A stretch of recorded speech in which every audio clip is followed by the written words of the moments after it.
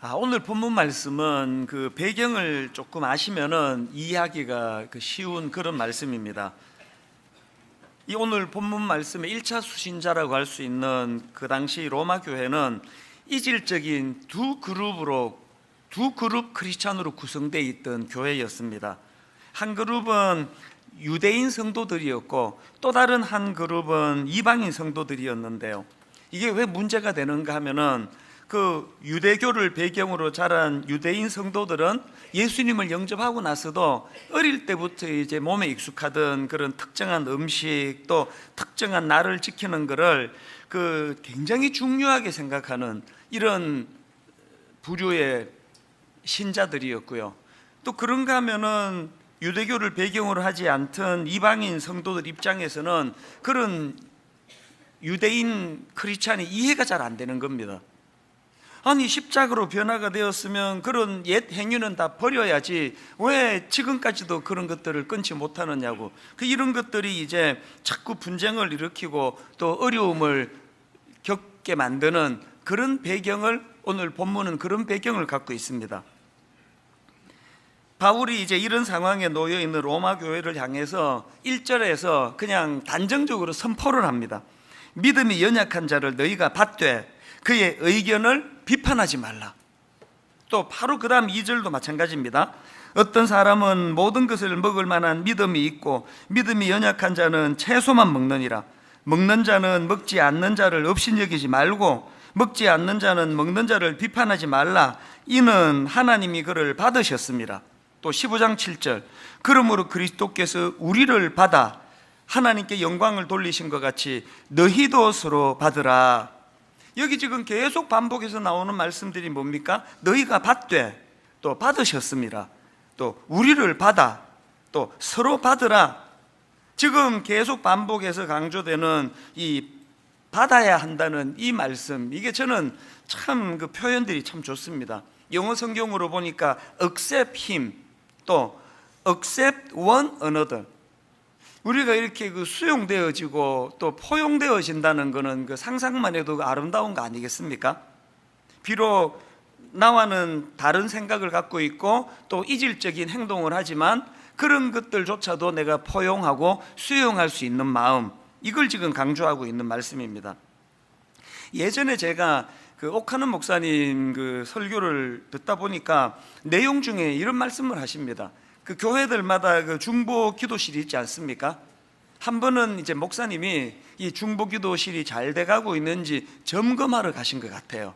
가서 이제 이것저것을 살펴보시니까 중보 기도실에 굉장히 긴급한 환자분들의 기도 제목이나 또 국가적으로 필요한 기도 제목들이 이제 거기에 쭉 카드로 열거가 되어 있는데요. 하나같이 다 이제 급하고 또 무겁고 그런 이제 기도 제목들인데 목사님 눈길을 끄는 기도 제목이 하나 있었는데 어떤 분이 변비를 위해서 기도해 달라. 그래서 이게 다녀와도 별로 시원치가 않고 그런데 이제 이 변비를 위해서 기도해 달라고 그런 제목이 눈에 떠이더라는 겁니다. 여러분들도 웃으셨지만 이게 딱 보기에 이런 사소한 걸 가지고 중보 기도를 내느냐고. 지금 막 암에 걸려서 투병하고 있고 또 국가적으로도 기도할 게 얼마나 많은데 그렇게 변비를 위해 기도해달라는 그런 분의 기도 제목을 좀 가볍게 소홀하게 대하기가 쉬운데요. 그날 옥 목사님이 그 기도 제목을 매개로 해서 말씀을 풀어나가시는 것을 보면서 역시 참 목사님께서는 그런 작아 보이는 것조차도 진지하고 그리고 또 그것을 또 있는 그대로 수용하시는 모습이 참 귀하시다. 제가 그런 생각을 한 적이 있습니다. 우리가 가진 문제는 뭡니까? 자꾸 우리 스스로가 심판자가 돼가지고 판단하는 거예요. 이런 기도 제목은 안 올리는 게 좋을 것 같고 이건 올려도 되고, 자꾸 이런 태도를 우리가 시정해 나가야 된다는 그 말씀입니다. 그런가 하면은 저는 오늘 본문에 나오는 너희가 받되라는 이 말씀을 가지고 묵상을 하다가 저희 부부가 예전에 함께 내시경 검사를 받던 기억이 떠올랐는데요. 전에도 한번 말씀드린 것 같은데 저는 좀 비위가 센 사람인 것 같아요. 저는 위 내시경 할 때 수면 내시경 이런 거를 저는 해본 적이 없습니다. 별로 힘들지가 않더라고요. 그리고 뭐 조금 이렇게 있어서 조금 힘들라 그러면 막 이렇게 빼기 때문에 이걸 갖고 왜 그 수면 내시경을 하는지 저는 이해가 잘 안 돼요. 그래서 제가 우리 집사람 보고 그 힘 하나도 안 드니까 그 수면 내시경 하지 말라고. 왜 그 아깝게 그 돈을 그런 데 쓰냐, 그 당신 이렇게 그 맛있는 거 사 먹는데 그 돈 쓰라고. 그게 반신반의하더라고. 그래서 그거 다 힘들다 그러던데, 그러는데 안 힘들다고 한번 나 믿고 해보라 그러니까 그 진짜 그거 그렇냐고. 그래서 내가 나 목사 그 목사 말을 믿어야지, 목사 남편인데. 그래서 이제 저희 집사람이 저를 믿고 이제 수면 내시경을 안 하고 이제 위 검사를 한 거예요. 어떻게 됐을까요? 그날 거의 죽다 살아났대요. 너무 힘들어가지고 뭐 그냥 막 얼마나 저를 원망을 했겠습니까? 그리고는 실제로요 한 며칠을 진짜 알아 눕더라고요. 우리 집사람이 이제 컨디션이 안 좋으면은 이제 저를 원망하는 그 레파토리가 몇 개 있는데요. 이제 이런 거예요. 이제 뭐 좀 이제 애들 앞에서 이제 열받을 때 하는 이야기 중에 하나가 이제 큰애 보고 이런 얘기를 가끔씩 해요. 네 아빠가 너 임신했을 때 과일이 먹고 싶다 그러는데 참아라 그러더라. 뭐 이런 이야기들을 이제 잊혀질만 하면 이제 한 번씩 이제 이야기를 거론을 하거든요. 그 레퍼토리 중에 하나가 이제 수면 내시경 사건이 들어가 있습니다. 최근에도 그 얘기를 또 하더라고요. 내가 당신 믿고 내가 그 수면 내시경 안 하고 그거 받았다가 내가 그때 죽을 뻔했다고 막 그런 이야기들을 계속 하고 있는데, 그러나 저는 그 사건이요 그렇게 좀 비록 욕은 얻어먹지만 저에게 굉장히 의미 있는 사건이 됐습니다. 왜냐하면 제 아내가 그때 그 위 내시경을 그 수면으로 하지 않고 그 괴로워하는 그 과정을 통해 제가 뼈저리게 깨달았던 게 뭐냐면은 내가 괜찮다고 해서 다른 사람들도 괜찮은 게 아니구나. 이 간단한 그 진리 하나를 깨닫는데 그렇게 많은 시간이 필요했나 할 정도예요. 그래서 제 아내 그 수면 내시경 사건 이후로 그 사람들을 대하는 데 태도가 달라졌습니다. 사실 저는 에너지가 많은 사람이거든요. 그래서 어릴 때는 막 엄청 설쳐가지고 키우기가 진짜 힘들었다 그러고요. 우리 집에 애들 중에도 저 닮은 애가 있는데요. 그 어릴 때부터 에너지가 많으면 그 부모들이 키우기가 힘들어요. 우리 집에 있는 그 한 애는 얼마나 에너지가 많고 부산한지 이제 막 설치지 못하도록 그 방 안에 데려다 놓고 있으면, 얘 어릴 때 하다 할 일이 없으면 서랍을 열었다 닫았다 열었다 닫았다 이거라도 해야 될 만큼 에너지가 많은, 그 100% 저 닮은 거거든요. 그 이렇게 에너지가 많은 사람들은요 그 어떤 일을 놓고 미적거리는 거를 이해를 못해요. 저걸 해버리지 어떻게 저걸 그냥 저렇게 미적거릴 수가 있느냐고. 그래서 제가 그 개척 초기에는요 우리 교회 그 부목사님들이 저한테 좀 힘들었을 거예요. 막 화요일 날 막 열정이 넘쳐가지고 막 회의 한 2시간씩 하고 막 왜 이걸 이렇게 하느냐 저걸 저렇게 하느냐 그러면서 막 굉장히 그냥 다그치는 일이 많았던 기억이 나요. 그리고 그 에너지가 별로 없는 사람의 특징은요, 에너지가 없어서 대들 힘도 없어서 그런 거 지적해도 그 대꾸도 안 해요. 가만히 듣고만 있으니까 그 얼마나 그 힘들었겠냐고요. 요즘에는 제가 그렇게 하지 않습니다. 그래서 뭐가 또 에너지가 나오면은 어떨 때는 화요일 교역자 회의를 일부러 안 나가요. 뭐가 달라졌을까요? 제 마음속에 모두가 다 나 같을 수 없잖아, 그런 독백이 제 안에서 일어나거든요. 그래서 제가 참 감사한 거는요, 옛날에는 이런 생각을 많이 했어요. 인간이 어떻게 저럴 수가 있느냐고.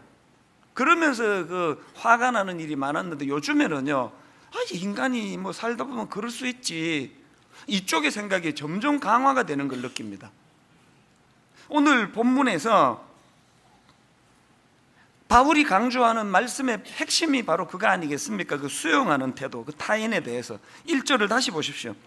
믿음이 연약한 자를 너희가 받되 그의 의견을 비판하지 말라. 우리가 왜 이 1절 말씀을 늘 마음에서 되새기고 또 자기를 돌아보고 점검하고 그런 말씀으로 이 1절을 사용해야 되는가 하면요, 우리는 죄성을 가진 인간들은요, 그 상대방의 연약함을 이해하고 용납하는 건 이건 어려운 일이에요. 그 죄성이 뭡니까? 자기에 대해 약한 거에 대해서는 굉장히 너그럽고 관용하고 관대하고 뭐 사람이 그렇게 뭐 약할 수 있지 그렇게 포용해주고, 상대방이 똑같이 약한 모습을 보이는 거에 대하여는 그것을 수용하지 않는 게 못된 인간의 심성이기 때문에 우리는 하나님 말씀을 계속 묵상을 하면서 그렇게 포용력을 키워나가야 된다는 것입니다. 이런 문제는 그 초대교회 때도 마찬가지인데요, 우리가 그렇게 성숙한 교회라고 부러워하는 초대교회지만 이런 대인관계 문제로 심각한 다툼을 벌이는 일들이 종종 있었습니다. 그 대표적인 케이스가 사도행전 6장 1절에 나오는 예루살렘 교회입니다. 그때의 제자가 더 많아졌는데 헬라파 유대인들이 자기의 과부들이 매일의 구제에 빠짐으로 히브리파 사람을 원망하니, 이 구절을요 현대인의 성경으로 잘 풀어서 쓴 성경으로 읽어보면은 이 갈등의 불씨가 뭔지를 금방 이해할 수가 있습니다. 이때에는 신자들의 수가 많이 불어났다. 그런데 그리스 말을 하는 외국 태생의 유대인들이 매일의 구제 대상에서 자기들의 과부들이 제외된다고 히브리 말을 하는 본토 유대인들에게 불평을 하였다. 어떤 상황인지 아시겠죠? 팔이 안으로 굽는 거예요. 이런 비슷한 갈등이 갈라디아 교회에서도 있었고요. 그런가 하면은 고린도 교회는 뭐 여러분 다 알고 계시지 않습니까? 이 분쟁이 많았던 대표적인 교회 아닙니까? 고린도전서 1장 11절 12절에 보니까 내 형제들아 글로에의 집 편으로 너희에 대한 말이 내게 들리니 곧 너희 가운데 분쟁이 있다는 것이라. 어떤 분쟁인가 보니까 내가 이것을 말하거니와 너희가 각각 이르되 나는 바울에게, 나는 아볼로에게, 나는 게바에게, 나는 그리스도에게 속한 자라 한다는 것이니. 아니, 이렇게 훌륭한 지도자들을 모시고 사는 이게 분쟁의 도구가 될 줄을 누가 알았겠냐고요. 하여튼 우리는 틈만 나면 갈라지고 틈만 나면 분쟁하고 틈만 나면 자기만 옳고 상대방은 틀렸고, 그렇기 때문에 우리는 이 본문 말씀이 우리들 삶에서 자꾸 그 묵상되어져야 될 말씀이라고 생각합니다. 1절 2절을 연결해서 한 번 더 보십시오. 믿음이 연약한 자를 너희가 받되 그의 의견을 비판하지 말라. 어떤 사람은 모든 것을 먹을 만한 믿음이 있고 믿음이 연약한 자는 채소만 먹느니라. 그리고 이 3절 말씀은 어떤 특정인 강한 자들에게만 얘기하는 게 아니고 약한 자들에게만 얘기하는 게 아니고 모든 사람들에게 하는 얘기거든요. 3절을 다시 보십시오. 먹는 자는 먹지 않는 자를 업신여기지 말고 먹지 않는 자는 먹는 자를 비판하지 말라. 이는 하나님이 그를 받으셨습니다. 한국교회는 이 3절 말씀을 진짜로 마음에 담아야 돼요. 그 비난이 많은 현실 아닙니까? 그 교회 안에 보수적인 색깔을 가지고 있는 성도가 있을 수 있고 진보적인 색깔을 가지고 있는 성도가 있을 수 있고, 한 번씩 게시판에 그것 가지고 논쟁을 할 때 보면 저는 마음이 슬퍼요. 왜 슬픈지 아십니까? 내가 옳다는 것을 너무 논리정연하게 설명하는 그게 난 슬퍼요. 그렇게 자기 주장을 일목요연하게 잘 설명하는 그분이 어떻게 자기 생각과 다른 사람들을 무시하지 말고 그를 수용하고 포용하라는 이 하나님의 말씀은 모르고 계시느냐는 거예요. 지금 우리나라가 그 어른 세대와 젊은 세대가 지금 골이 점점 깊어져서 저는 두려움마저 생깁니다. 그 용납하기가 그렇게 어려운 일입니까? 6.25를 전쟁을 경험한 어른 세대들이 갖고 있는 그 마음의 두려움과 공포를 젊은 세대들이 좀 이해해 드리면 안 되는 겁니까? 그런가 하면 똑같은 논리로 우리같이 전쟁을 경험하지 못한 젊은 세대니까 저런 시각을 가질 수도 있겠구나, 그렇게 젊은 세대를 좀 포용하고 용납하는 일은 또 이게 그렇게 어려운 일인가요? 여러분 다 아시지만 저는 내 양심을 걸고 지금까지 단 한 번도 정치 얘기를 꺼내본 적이 없습니다. 내가 이런 성향을 갖고 있으니까 여러분을 막 설득을 하고 그런 시도를 행한 적이 단 한 번도 없습니다. 왜 안 한지 아십니까? 그게 나쁜 거기 때문이에요. 강단은 그런 자기 이념을 전하는 데가 아니기 때문이고요. 왜 안 하는지 아십니까? 저는 제 생각만이 옳다는 생각을 하지 않습니다. 말씀 앞에 그저 비출 뿐이에요. 제가 지난주에 말미에 그런 말씀을 드렸지 않습니까? 그 자기 배우자에 대하여 당신은 이게 틀렸고 저게 틀렸고 이것 때문에 애들이 이런 문제가 있고 너무너무 날카롭게 상대방의 약점을 비판자라는 그 사람이 갖고 있는 치명적인 무지가 뭔지 아십니까? 하나님의 관점으로는요, 방금 자기가 지적했던 그 배우자의 모든 약점을 다 뭉친 것보다도 그 상대방의 연약함을 포용해 주지 않는 그게 가장 어리석고 미숙하다고 하나님은 생각하시는 분이거든요. 그렇기 때문에 이거는 당신이 들어야 돼. 이게 아니에요. 이 3절은 모두가 들을 말씀이에요. 먹는 자는 먹지 않는 자를 업신여기지 말고 먹지 않는 자는 먹는 자를 비판하지 말라. 왜? 이는 하나님이 이것도 받으시고 저것도 다 받으시는 분이기 때문이다. 그래서 저는 오늘 바울이 그 믿음이 연약한 자를 비판하면 안 된다, 그 주장을 펼치는 내용이 참 흥미로운데요, 바울이 무슨 근거로 믿음이 연약한 자를 비판하면 안 된다고 주장하느냐 보니까 두 가지 그 근거를 지금 제시하는데요. 첫 번째 근거가 뭐냐? 판단하는 거, 심판하는 거, 그건 오직 하나님의 고유 권한이다, 너희들의 영역이 아니다, 그 논리를 지금 펼치고 있는 겁니다. 4절을 보십시오. 남의 하인을 비판하는 너는 누구냐? 그가 서 있는 것이나 넘어지는 것이 자기 주인에게 있으면, 잘 들어보세요, 그가 서 있는 것이나 넘어지는 것이 자기 주인에게 있으면, 남의 하인을 비판하는 너는 누구냐? 월권하지 말라는 거 아닙니까? 10절도 마찬가지입니다. 네가 어찌하여 네 형제를 비판하느냐? 어찌하여 네 형제를 업신여기느냐? 우리가 다 하나님의 심판대 앞에 서리라. 그러니까 우리가 누군가를 놓고 함부로 판단하고 뭐 왈가왈부하는 게 월권이라는 거, 월권. 그리고 또 여러분, 오직 심판은, 그리고 오직 판단은 하나님만 하실 수 있다는 그 말씀 속에는 뭐가 내포되어 있는 겁니까? 우리 판단력은 오류가 있을 수 있다는 거예요. 요즘에 그 프로야구를 보면은요, 옛날에는 심판의 권위가 절대적이었잖아요. 그래서 아웃 선언하면요, 막 길길이 날뛰고 뭐 그래도 번복되는 거 저 한 번도 못 봤습니다. 근데 요즘은요, 기계가 좋아져가지고 비디오 판독이 있어요. 그 심판이 자기 생각과 다르게 판정을 내리면 요 사인만 보내면 이게 비디오 판독 사인이래. 그러면 이제 그 기계를 가지고 아주 슬로우 모션으로 요게 이제 맞는지를 판단하는데요, 제가 그 놀라는 게 뭔지 아십니까? 심판의 오심이 생각보다 많아요. 아웃이라 그랬는데 이게 사실은 세이프일 때가 많고요, 또 세이프라고 판정했지만 사실은 아웃일 때가 많아요. 제가 무슨 생각을 하는지 아십니까? 지금 심판은요, 우리처럼 멀찍이서 보는 것도 아니에요. 그것이 코앞에서 봤잖아요, 코앞에서. 그리고 그 심판들은요, 전문적인 훈련을 받은 사람들이에요. 그 전문적인 훈련을 받은 전문가가 코앞에서 봤는데도 오류를 범할 수 있다면 하물며 우리겠냐고요.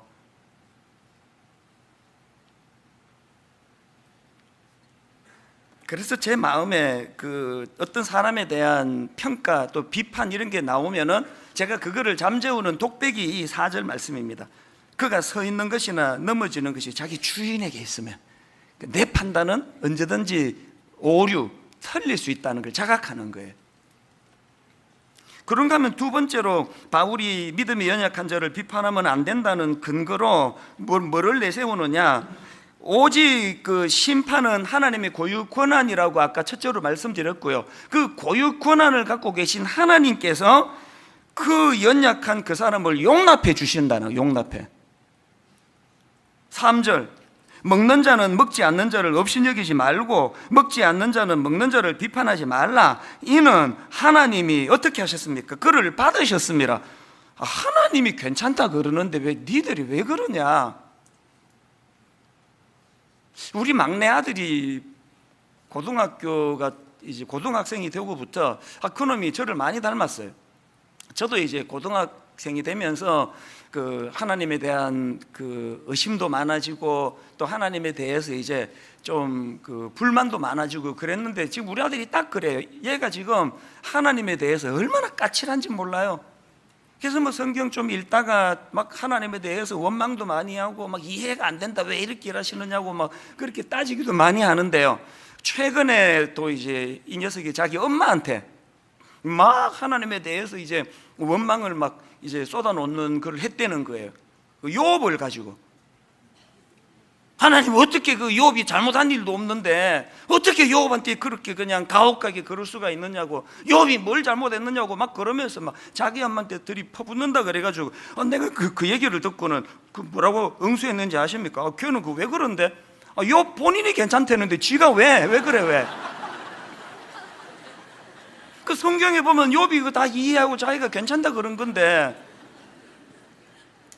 그 참 그 이상한 녀석일세. 그랬더니 그 문제가 그 저한테 올 줄 알았더니 아직까지 안 오고 있습니다. 오면 내 이야기를 해주려고 지금 기다리고 있는데, 지금 본문도 마찬가지 아닙니까? 4절을 다시 한번 보세요. 남의 하인을 비판하는 너는 누구냐? 그가 서 있는 것이나 넘어지는 것이 자기 주인에게 있으면 그가 세움을 받으리니. 나 다 생각하고 있다. 얘 지금은 이렇게 미숙하지만 내가 지금 다 얘를 지금 다루고 있는 중인데, 공사 중이다. 근데 왜 그 섣부르게 그 남의 하인을 비판하는 너는 누구냐? 또 15장 7절로 마찬가지 아닙니까? 그러므로 그리스도께서 우리를 받아 하나님께 영광을 돌리신 것 같이, 그리스도께서 그 연약한 걸 받아주셨다는데, 성경에 보면은요, 이렇게 그 하나님이 용납해 주셨기 때문에 그것으로서 이렇게 대인관계에서 수용하는 이런 참 은혜로운 케이스가 있는데요, 그 바울을 용납해 줬던 바나바가 그 케이스예요. 여러분이 아시지만 사도행전 9장에 바울이 이제 위대한 바울로, 그 포악한 바울이 위대한 바울로 바뀌어지는 사건을 경험하지 않습니까? 다메섹 도상에서 주님을 만나고 고꾸라져서 인생이 완전히 바뀌는데요, 사실 그 당시 초대교회 성도들 입장은 이해가 되는 거 아닙니까? 자기는 변했지만 바로 어제까지 그렇게 믿는 사람 잡아 죽이고 포악한 짓을 일삼던 사람이 갑자기 자기가 뭐 어느 날 변화받았다고, 나는 독실한 크리스찬이 됐다고 그렇게 이야기하니까 그거 수용하기가 좀 어려운 거 아닙니까? 그래서 다들 그 바울을 굉장히 의심하고 또 바울을 배척했는데요, 그때 그 바울을 믿어주고 바울을 오늘 본문으로 말하면 용납해주고 그를 거두어준 인물이 바나바라는 사람이에요. 그 다 바울을 받아주지 않고 그를 배척하는데 왜 바나바만큼은 바울을 거두어 주었느냐? 그 답을 찾을 수 있는 게 사도행전 9장 26절 27절입니다. 자, 보십시오. 사울이 예루살렘에 가서 제자들을 사귀고자 하나 다 두려워하여 그가 제자됨을 믿지 아니하니, 바나바가 데리고 사도들에게 가서 그가 길에서 어떻게 주를 보았는지, 그 다음 보세요. 주께서 그에게 말씀하신 일과 다메섹에서 그가 어떻게 예수의 이름으로 담대히 말하였는지를 전하니라. 바나바가 어떻게 유독 바울을 용납해주고 거두어주는 일을 했다고요? 본인이 그 사람이 뭐 믿음이 가고 안 가고 이런 문제가 아니라 주님이 그를 용납했다고 하시니까 그 믿음으로 바울을 포용해 주는 거거든요. 여러분이 바울의 그 두 논리에 대해서 어떻게 생각하십니까? 판단과 심판은 하나님의 고유 능력인데 네가 월권하지 마라. 또 그 심판자 되시는 하나님께서 그들의 연약함을 용납해 주셨는데 네가 왜 왈가왈부하느냐? 여러분이 바울의 논리에 대해서 어떻게 대답하시겠습니까? 오늘 우리 많이 지금 월권하고 사는 거 아닙니까? 그리고 얼마나 많은 오심판, 오작동, 잘못된 판단, 이런 것들이 많겠냐고요. 그래서 저는 이 바울의 두 가지 전제, 이 논리를 마음에 품고서요, 오늘 이제 좀 더 구체적으로 살펴보고 싶은 게 뭐냐면은, 이제 이 믿음이 연약한 자들을 우리가 용납을 해야 되는데 이게 어떻게 가능하게 할 수 있을까? 여러분, 믿음이 연약한 자들을 우리가 내치고 정죄하고 비판하지 아니하고 그를 수용하고 품을 수 있는 두 가지 그 말씀을 좀 드리려고 하는데요. 믿음이 연약한 자에 대한 용납과 관련해서 첫째가 뭐냐? 여러분이 용납의 문제도요, 영적인 자각의 문제라는 사실을 잊으시면 안 됩니다. 지난주 살펴본 말씀 기억하십니까? 로마서 13장 11절부터 13절까지 보십시오. 또한 너희가 이 시기를 알거니와 자다가 깰 때가 벌써 되었으니 이는 이제 우리의 구원이 처음 믿을 때보다 가까웠습니다. 그리고 12절에서 이렇게 이야기합니다. 밤이 깊고 낮이 가까웠으니 그러므로 우리가 어둠의 일을 벗고 빛의 갑옷을 입자. 그리고는 어둠의 일을 벗는 게 뭔지를 13절에서 아주 구체적으로 묘사하는 걸 지난주 함께 살펴봤는데요. 낮에와 같이 단정히 행하고 방탕하거나 술 취하지 말며 음란하거나 호색하지 말며 다투거나 시기하지 말고. 여러분, 지난주에 받은 이 말씀을 가지고 악한 이 시대에서 좀 몸부림쳐 보셨습니까? 이것들과 싸우려고 애쓰셨습니까? 내 안에서 방탕과 술 취함, 음란과 호색, 다투거나 시기 이런 것들이 나올 때 우리가 잠들지 아니하고 깨어있는 그리스도인답게 내면의 죄와 싸워야 된다는 그 얘기거든요. 근데 오늘 제가 강조하고 싶은 게 뭐냐면은 여러분, 낮에와 같이 단정히 행하고라는 이 말씀을 행하기 위해서는 내 내면에 있는 죄와의 싸움에서만 이것이 작동돼서는 안 되고 대인관계에서도 이게 작동이 돼야 돼요. 대인관계에서. 지난주 말씀드렸죠? 여기 쭉 열거되고 있는 방탕하거나 술 취하지 말며 음란하거나 호색하지 말며 다투거나 시기하지 말며 이것들을 딱 한마디로 표현한 게 낮에와 같이 단정히 행하는 것이다. 그리고 단정히 행한다는 건 원어적으로 풀이를 보니까 이게 품이 있는 그리스도인의 모습을 말하는 거다 그랬다면, 여러분, 우리가 품이 있는 그리스도인이 되기 위해서 내 안에 유혹, 죄와 싸우는 것도 한편으로 필요하지만 다른 한편으로는 여러분 관대하고 포용력을 가지고 상대방을 대하는 것도 이게 영적으로 이게 필요하다는 그 말씀이거든요. 요즘에 그 인터넷에 막 떠돌고 있는 저의 그 설교 중에서 조회수가 유난히 많은 어떤 설교를 제가 우연히 봤는데요, 최근에요. 보니까 그 설교 제목이 좀팽이로 살지 말자. 제목이 이상해가지고 많이 들은 것 같아요. 제가 그때 그 설교를 어떻게 했나 궁금해서 원고를 제가 찾아보니까요, 그 본문이 마태복음 13장, 예수님이 이제 그 고향인 나사렛을 방문하는 그 본문이더라고요. 그 요지가 뭐냐 하니까요, 그 당시 나사렛은 낙후된 시골 마을이거든요. 오죽하면은 빌립의 전도를 받은 나다나엘이 그 나사렛에서 무슨 선한 게 나겠냐, 그렇게 비아냥거리던 지역이에요. 그렇게 낙후되고 또 지리적으로 나사렛은 높은 언덕으로 삼면이 둘러싸여 있어가지고 그 고립된 그런 형태인데요. 그런 고립된 낙후된 지역에 살면은 그저 깔아앉기 쉽고 다운되기가 쉽고, 그러다 보면 거기 사는 사람들은 삶의 의욕도 없어지고 그러기가 쉬운데, 놀랍게도 그 낙후된 나사렛 지역에 예수 그리스도가 방문을 하게 되었다. 이거 절호의 기회 아닙니까? 이제 거기 활력을 되찾고 그리스도의 능력을 경험하고 변화가 일어나고 절호의 기회가 나사렛 동네에 찾아왔는데, 결론부터 말씀드리면 불행하게도요 아무런 일도 일어나지 않았습니다. 왜 그런 슬픈 비극적인 결과가 일어났느냐? 마태복음 13장 54절부터 쭉 읽어보면 그 원인을 금방 찾을 수 있습니다. 자, 마태복음 13장 54절입니다. 고향으로 돌아가사 그들의 회당에서 가르치시니 그들이 놀라 이르되 이 사람의 이 지혜와 이런 능력이 어디서 났느냐? 여기 보니까 나사렛 그 동네 사람들도 그 하나님의 아들 되신 예수 그리스도의 신적인 능력과 이적과 기사를 감탄함으로 받은 거예요. 다 받았습니다. 감격했습니다. 놀랐습니다. 그런데 그들의 문제가 뭐예요? 그런 놀라운 예수 그리스도의 신적인 사역에 감탄하는 것들을 거기다 찬물을 끼얹는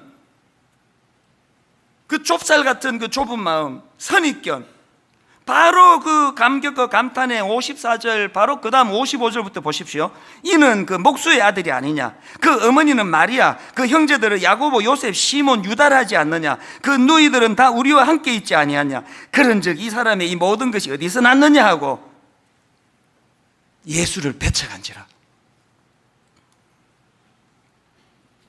그랬더니 그 다음 58절, 그들이 믿지 않음으로 말미암아 거기서 많은 능력을 행하지 아니하시니라. 여러분, 이 선입견, 이 편견이라는 자기 세계에 갇혀가지고 뭐처럼 그 마음의 그 뜨거운 감동을 그냥 그 죽여버리는 이 좀팽이 같은 이 좁은 마음, 이 우리에게는 문제가 되지 않습니까? 지금 다락방에 지금 다 은혜를 받는데 자기 혼자, 우리 순장은 말이야, 내가 겪어보니까 이런 문제가, 능력이 별로 없어. 그런 좁은 마음으로 마음을 닫아버렸기 때문에 지금 자기 혼자 다락방에서 은혜를 못 받는 그런 슬픈 일이 일어나고 있는 거 아닙니까? 영적으로 자꾸 자각하고, 또 바울이 두 가지 그 대학 제시해 주는 그 내용들을 보면서 자꾸 자기를 돌아봄으로 말미암아 이런 영적 침체에 빠지는 일은 우리 안에 일어나지 않기를 바랍니다. 그런가 하면은 두 번째로 믿음이 연약한 자에 대한 용납과 관련해서 또 알아야 되는 하나가 더 있습니다. 여러분, 이 용납의 문제도요, 예수님을 의지하는 태도가 중요하다는 것입니다. 지난주 제가 로마서 13장 말씀을 가지고 그 성화와 관련한 두 측면을 말씀드리지 않았습니까? 성화가 첫 번째 측면이 뭐라 그랬습니까? 13장 12절, 그러므로 우리가 어둠의 일을 벗고 빛의 갑옷을 입자. 성화는 죄의 옷을 벗어버리는 거다. 자신의 죄를 죽이는 게 성화다. 이게 성화고요. 그런가 하면은 성화의 두 번째 측면이 뭡니까? 13장 14절, 오직 주 예수 그리스도로 옷 입고.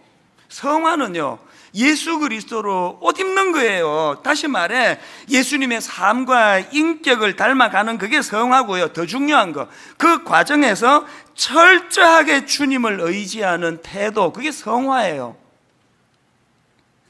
그렇다면은 내 안에 있는 그 죄의 유혹과 싸우는데도 예수 그리스도로 옷 입는 철저하게 주님을 의지하는 게 필요하지만, 대인관계에서도요, 우리를 의지하면 안 됩니다.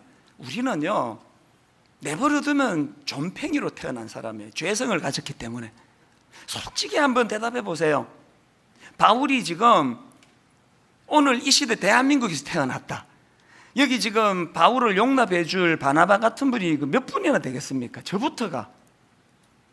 뭐 표정은 다 용납할 것처럼 그렇게 뭐 표정을 짓고 있지만, 저는 확신합니다.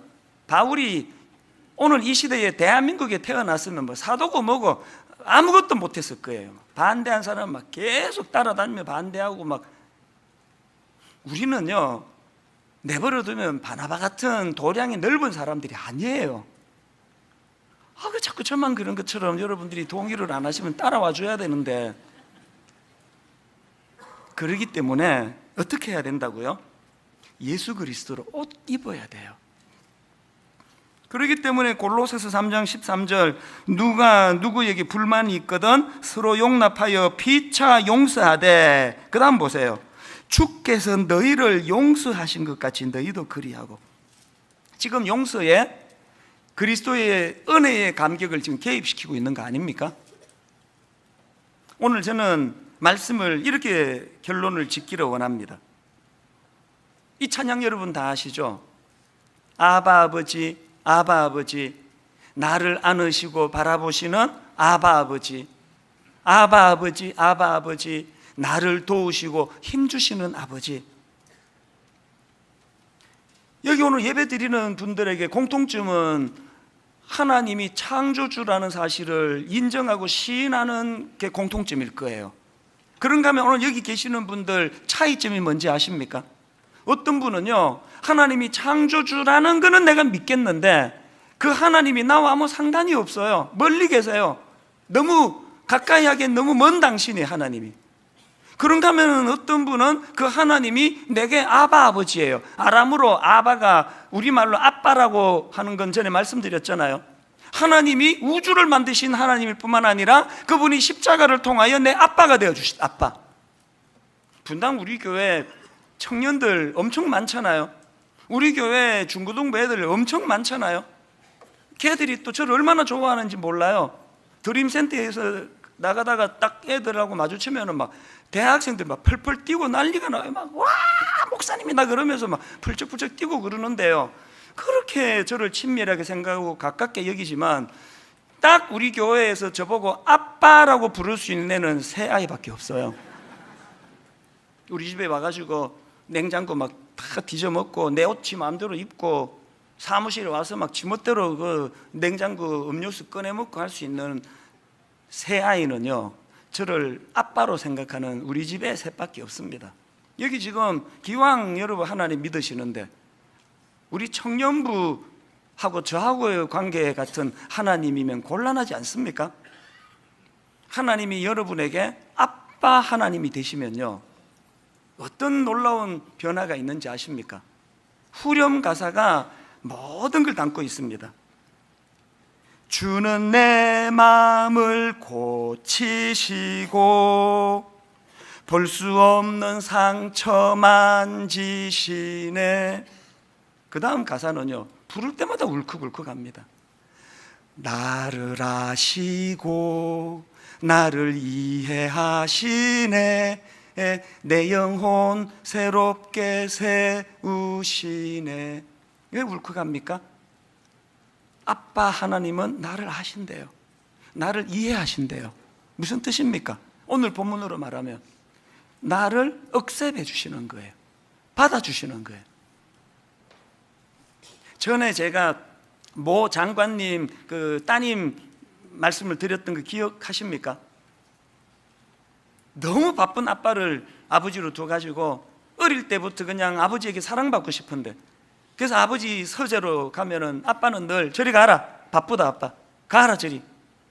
너무 그게 상처가 돼가지고 그 억셉, 그 수용이 잘 안 되기 때문에, 그래서 이분이 그 보상 심리로 우리 아빠에게 받지 못한 사랑을, 또 그 수용을 내가 남편에게 받으리라. 그래서 서둘러 가지고 제 기억으로 대학 다닐 때 결혼을 했는데, 그 남편 자기 아버지보다 더 자기를 수용해 주지 않는 것 때문에 결국 이혼하고 불면증이 찾아오고 우울증이 오고, 제 기억으로는 그런,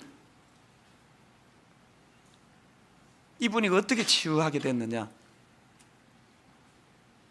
하나님이 내 아빠가 되어주시고 주는 내 마음을 고치시고 볼 수 없는 상처를 만져주셔서 나를 아시고 나를 이해해 주시는 하나님을 경험하고 치유가 됐다는 이야기예요. 어떤 면에서 여러분, 우리가 그렇게 연약한 자들에 대해서 냉정하고 배타적이고 비판적이고 그를 수용하지 못하는 우리 내면의 근원적인 문제는 우리도 어릴 때부터 용납받지 못했던 상처 때문이지 않을까, 그런 생각을 해봅니다. 부모님에게조차도 용납받지 못했던 아픔이 많은 나, 이거 치유하기 위해서는 하나님이 내 아빠가 되셔야 돼요. 그리고 그 하나님이 나를 아시고 나를 이해하시네. 오늘 말씀을 기억하시면서 우리 이 찬양 같이 한번 불러보시면 좋겠습니다. 아바 아버지, 아바 아버지, 나를 안으시고 바라보시는 아바 아버지, 아바 아버지,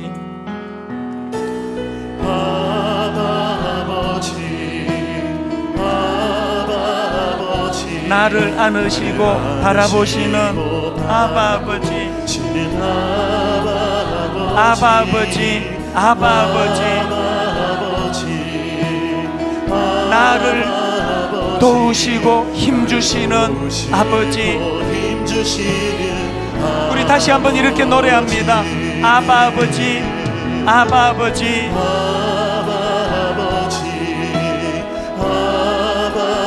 나를 안으시고 바라보시는 아바 아버지, 아바 아버지,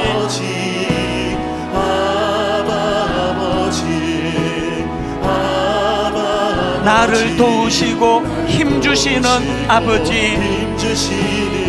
그 아버지 내게 어떤 아버지십니까? 주는 내 마음을 고치시고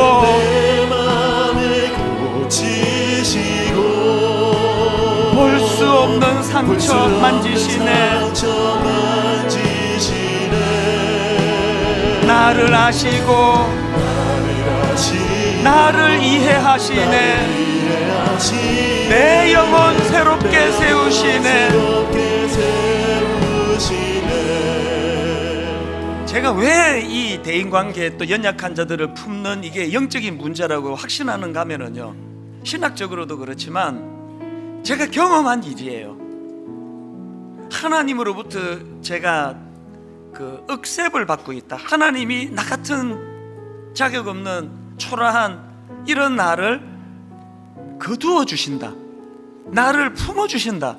이게 내 안에 모든 상실감과 상처를 다 치유하는 거예요. 그리고 또 정말 용서받지 못할 하나님 앞에 부끄러운 죄인인 제가 이 자리에 말씀을 전하는 목사가 돼 있다는 이 사실, 나를 용납해 주셨다는 그 하나님의 은혜가 정말 제게 너무 심하게 상처를 주는 어떤 성도님 16년 동안 한 몇 건 있었는데요, 그분들을 용서하고 그분들로 인해 내가 상처받지 않을 수 있는 유일한 도구가 십자가더라고요. 나는 그것보다, 저분이 내게 아픔 준 것보다 더 큰 하나님을 배신한 인간인데 나를 거두어 주신 그 하나님. 그래서 저는 오늘 이 찬양을 한 번 더 부를 동안에 먼저 여러분의 내면이 치유가 됐으면 좋겠어요. 아버지, 나는 어릴 때 부모님에게조차도 용납받지를 못하는 상처가 있습니다. 이거 치유가 안 돼서 나 스스로도 연약한 이웃에 대하여 그런 포용하는 마음이 잘 생기지 않는데, 오늘 예배 가운데 단번에 그 포용해 주시는 하나님의 사랑을 경험하기 원합니다. 이런 마음을 가지고 우리 이렇게 한 번 더 찬양합니다. 아바 아버지, 아바 아버지,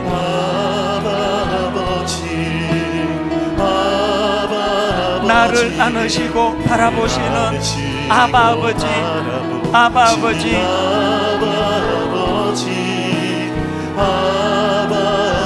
아바 아버지, 나를 도우시고 힘주시는 아버지.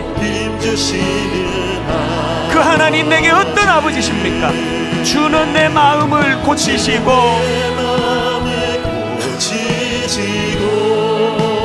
볼 수 없는 상처 만지시네. 나를 아시고 나를 이해하시네. 내 영혼 새롭게 세우시네. 오늘 우리 두 갈래로 같이 기도할 텐데, 하나는, 하나님, 전 어릴 때부터 용납받지 못한 내 상처가 나도 누군가를 용납하는 일이 참 어려운 그런 가슴 아픈 나쁜 결과를 가져왔다면, 하나님, 우주를 창조하신 하나님 십자가를 통하여 나를 자녀 삼아 주시고 내 아빠가 되어 주시고, 주님은 내 마음을 고쳐 주시는데 나조차도 인식하지 못했던 깊은 상처, 볼 수 없는 상처 만져주시는데, 그 아빠 아버지, 나를 아시고 나를 이해하시네. 이 한마디면 다 되는 거 아닙니까? 나를 아시고 나를 이해하시네. 하나님, 오늘 그 은혜를 경험하기 원합니다. 그런가 하면 두 번째 기도 제목이 있다면, 아버지, 이번 주중에 이제 지방선거도 있고 북미 회담도 있고 민족적으로 너무너무 중요한 일들이 지금 기다리고 있는데, 하나님, 이 모든 일들 가운데 하나님의 관용의 정신이 거기에 스며들게 하여 주시옵소서. 나라와 민족을 위하여 같이 기도하기 원합니다. 이 두 가지 제목을 가지고 우리 통성으로 같이 기도하시겠습니다. 살아계신 하나님 아버지, 이 시간 주님의 은혜를 구합니다. 하나님, 나를 사랑하시네. 끝까지 사랑하신 주님 감사합니다. 하나님의 용납과 하나님의 사랑을 받았음을 기억할 수 있게 해주시고, 하나님이 기억하는 것이 아버지 누군가를 용납할 수 있는 능력이 됨을 삶 속에서 경험케 하여 주시기를 원합니다. 하나님, 그런 은혜를 아버지 우리에게 나타내 주시옵소서. 아버지 하나님, 그런 용서의 능력을 아버지 하나님 주님으로부터 경험했던 그 은혜와 사랑을 말미암아 아버지 우리 삶에서 그 은혜를 경험하는 자리로 나아갈 수 있도록 주님 인도하여 주시기를 원합니다. 아버지 하나님, 우리를 사랑하시네. 끝까지 사랑하신 주님, 그분이 나의 아버지 되어주시네. 감사할 수 있는 그분이 내 아버지 되어주시네. 감격할 수 있는 아버지 오늘 이 시간 우리에게도 아버지 그런 은혜가 깊이 새겨지게 하시고, 그런 은혜의 능력이 얼마나 무서워 그 하나님 앞에 우리의 삶이 되게 하여 주시옵소서.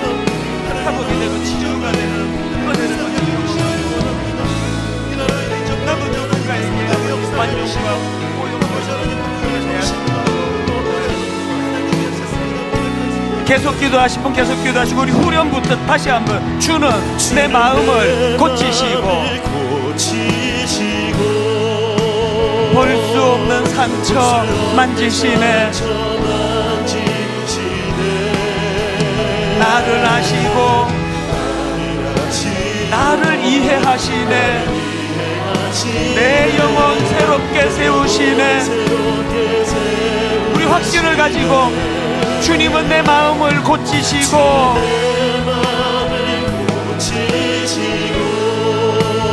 볼 수 없는 상처 만지시네. 나를 아시고 나를 이해하시네. 내 영혼 새롭게 세우시네.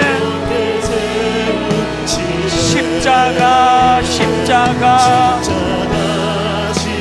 내가 처음 볼 때에 나의 마음의 큰 고통 사라져. 오늘 믿고서 내 눈 밝았네. 참 내 기쁨 영원하도다.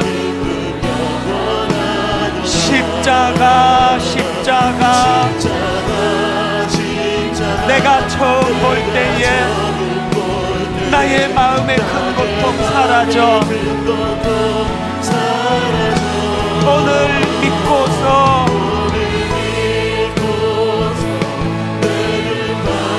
참 내 기쁨 영원하도다. 만왕의 왕 내 주께서 왜 고초당했나? 자격 없는 나, 이 벌레 같은 날 위해 그 보혈 흘렸네. 십자가 십자가 내가 처음 볼 때에 나의 마음의 큰 고통 사라져. 오늘 믿고서 내 눈 밝았네.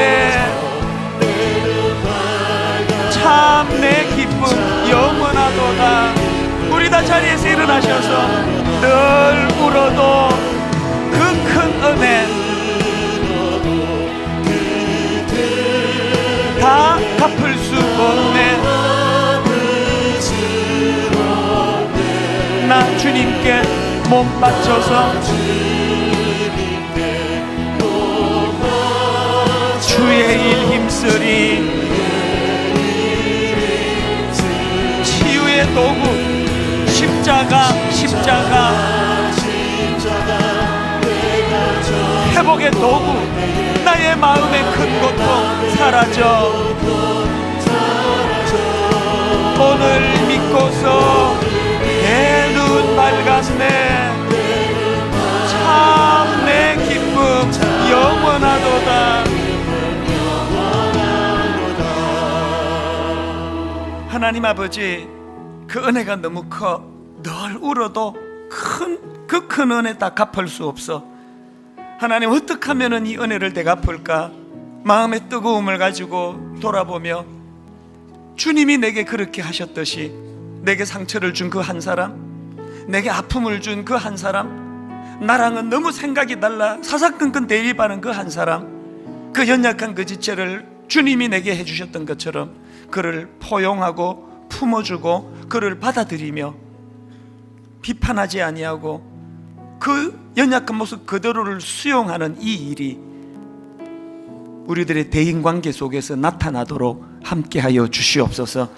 이번 한 주간 은혜 받은 자답게 우리 삶 속에 이 하나님의 관용이 많이 나타나는 한 주간 되기를 간절히 바라옵고, 우리 주 예수 그리스도의 은혜와 하나님 아버지의 다함없는 사랑과 성령님의 감동, 감화, 위로, 교통 충만하심의 역사가 이 은혜, 이 감격 마음에 품고 나도 누구 한 사람 품고 사랑하고 용서하며 그 은혜의 길로 나아가기로 다짐하며 예배하는 모든 주의 자녀들 머리 위에 지금부터 영원토록 함께 하시기를 간절히 축원하옵나이다. 아멘.